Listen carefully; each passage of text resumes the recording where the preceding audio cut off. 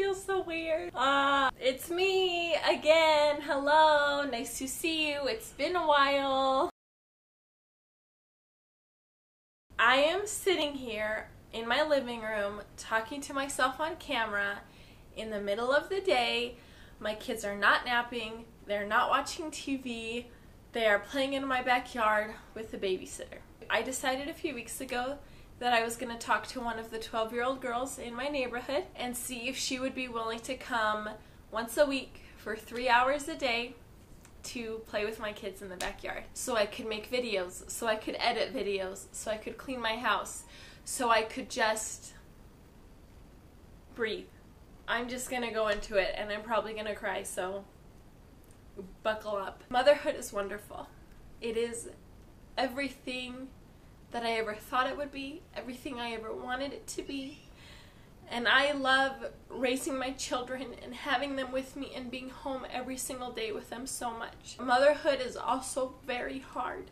Motherhood is hard for me because of the pressure and the guilt that I put on myself. I wasn't expecting that with motherhood. I thought it would just be happy and I could raise my kids and I could play with them and I'd have everything together all the time, but that hasn't necessarily been the case for me. My first 2 pregnancies, I was fine. I think I was fine because when Jude was 3 months old, I got pregnant with Ezra, and when Ezra was 3 months old, I got pregnant with Zeke. And when Zeke was about 6 months old, I think my body freaked out a bit, and it was like, hold up, why is there not another baby growing in your belly?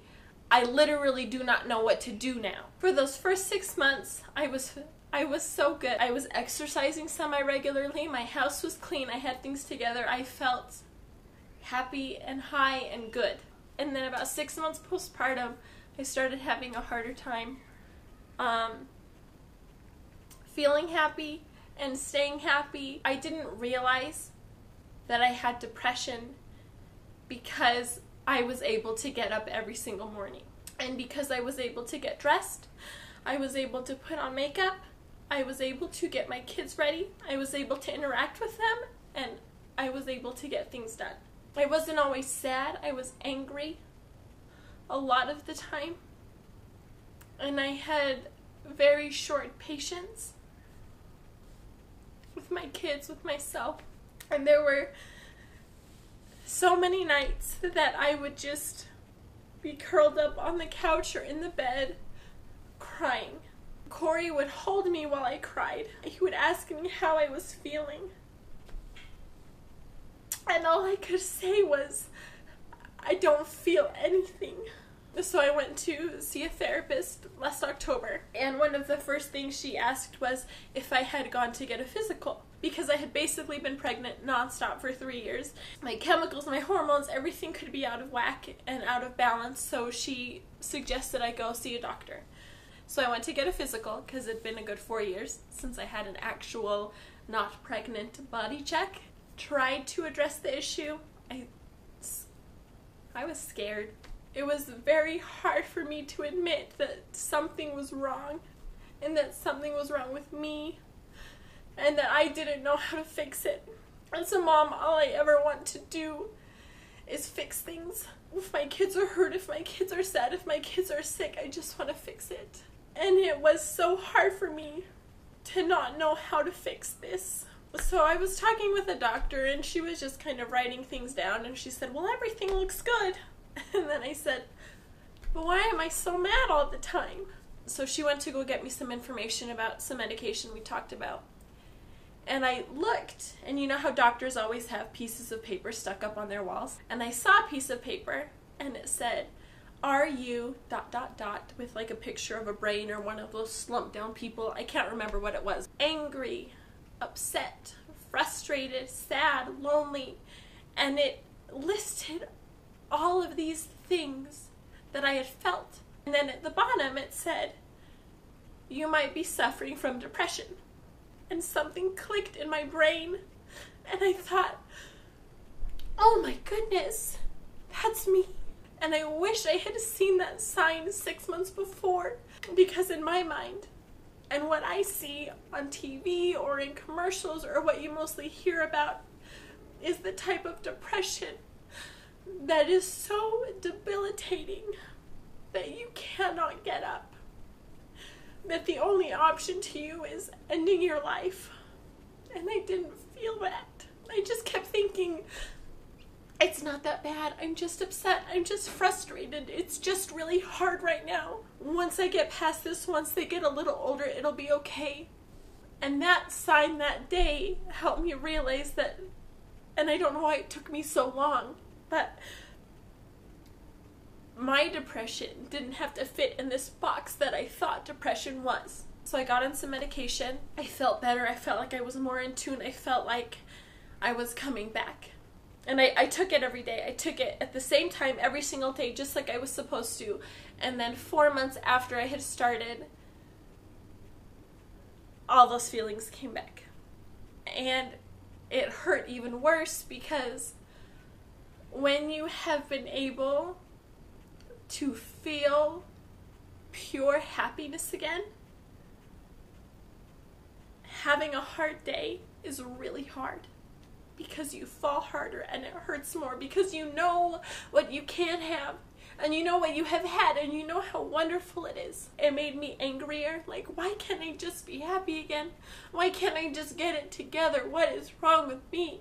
I talked about it with Corey again, and he so sweetly and lovingly suggested that maybe I go see a therapist again. It just felt so good to be heard from someone separated from my life and someone who's completely unbiased towards me and someone who can just sit from the outside looking in.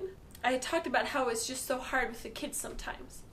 She said, why don't you just get someone to come to your house for a few hours? They can watch the kids while you clean or you do something for you. In the back of my head, I just thought, but then people will know that I can't do it all. It's so hard for me to admit that I need help. To admit that, yeah, having someone come watch my kids at my house for 3 hours 1 day a week would help a lot. I am very good at making people think I have it all together. How dumb is that? That as you get older, you don't always stop caring what people think, but what you care about them thinking about is different. And I just want people to think that I can do it all. And that's what's getting me. I don't want to be a failure. And I think not being able to take care of my kids and take care of my house and still do things for me means I'm a failure because I can't do it all. We're not supposed to do it all. All those stupid hashtags I use, sisterhood and motherhood and bring back the village and it takes a village to raise a kid. Why do we say those things and why do we believe them and why do we preach them to others if we cannot apply them to our own lives? In February I thought, you know what? I have really got to talk about my experience with depression and anxiety. It's calmed down. I'm better. I'm me again. I've really just got to talk about it. And then I swear like 2 weeks after, everything fell down again and everything caved in again and I felt like I was back to square one. It's a lot easier for me to talk about depression and anxiety when I can have a positive spin at the end of it, when I can say, but I'm still going and I'm still trying and I'm better than I was and I'm getting better every day, but sometimes I just think you need to talk about it when you're in the middle of it. And I've been in the middle of it for a while. So I'm starting to accept the fact that I can't do it all. And I am trying really hard not to take that personally and not to think of it as failure. And I can do hard things, and this, admitting that I cannot do it all, is a hard thing for me. Everyone just has to figure out what works best for them. And right now for me, what's best for me is letting my kids play outside while I sit here and I talk to myself on my friggin' camera. That's what's best for me. That is what's going to make me a better mother and a better wife and a better individual. It's kind of scary to tell the world that you don't have it all together, even though you like to make people think you have it all together. I think we're all under the same illusion that everyone has it together and everyone else has it together better than us. We're all there. Ask for help. accept it, and know you're not alone.